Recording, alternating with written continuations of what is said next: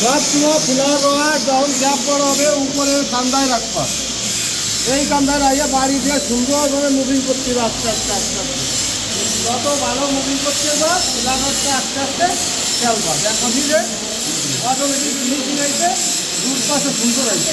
আর যদি তুমি জায়গায় মুভিং করা ফুলারটা খেলো তাহলে মনে করো কি মাল ঝুলে যাবে। ঠিক আছে, এই জিনিসটা সবসময় মাথার ভিতরে লাগাবো।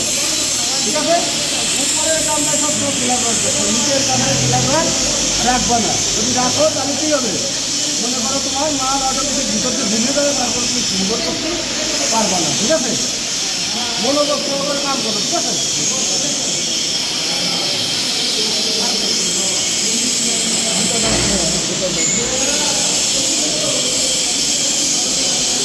অনেক কাছে যাচ্ছে, বুঝছো, একটা দাও।